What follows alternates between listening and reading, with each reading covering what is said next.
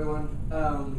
What sport set the Toronto sales record for an event at the Toronto Theatre?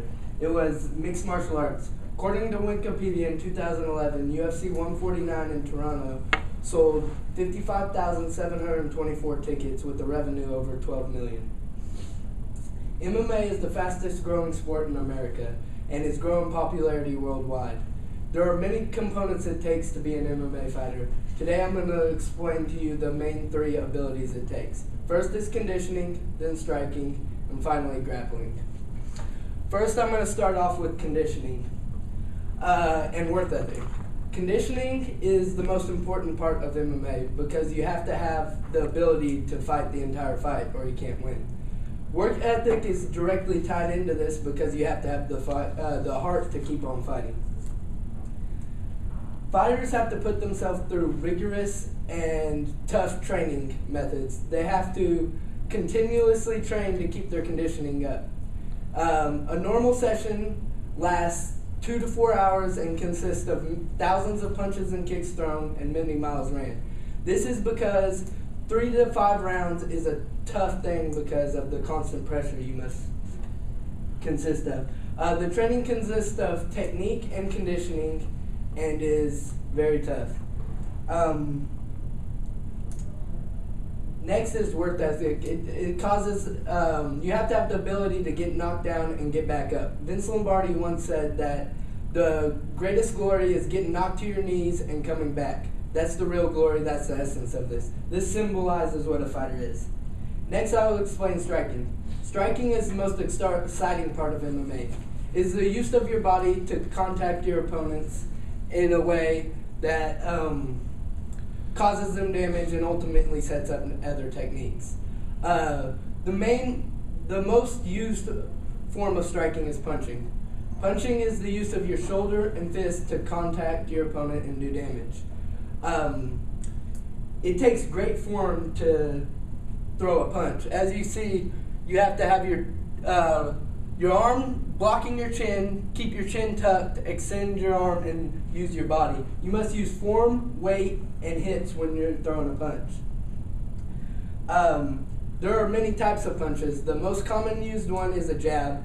There's the straight cross, the hook, the uppercut, and the overhand. The next main form of striking is kicking. Kicking is the use of the hip and leg to contact your opponent with the shin. When kicking, you must use the 4-inch rule, which is the last 4 inches of your shin must contact your opponent without touching your foot.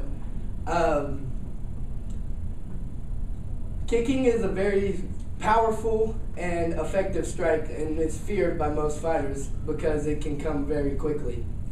Besides kicking and punching, there are also very many other forms of striking. You can use elbows, knees, forearms, palm strikes, and stomps. Next I will explain grappling. Grappling is the use of your body to control your opponent and gain advantage. The most important form of grappling is wrestling. Wrestling is a contact sport in which you use your body to control your opponent and take them down. Wrestling is a great base for MMA because it uses your own body, teaches you how to control your body, control your opponent, and ultimately take them down. It also uses great positioning. Next big form of grappling is jiu-jitsu.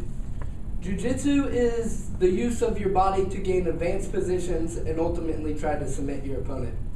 A submit happens when you use your body to attack a limb and force the opponent so much pain they have to tap out and are no longer able to compete. Jiu-jitsu is greatly used in MMA because it is great for transitions, positioning, and ultimately winning because a submission can win you the fight.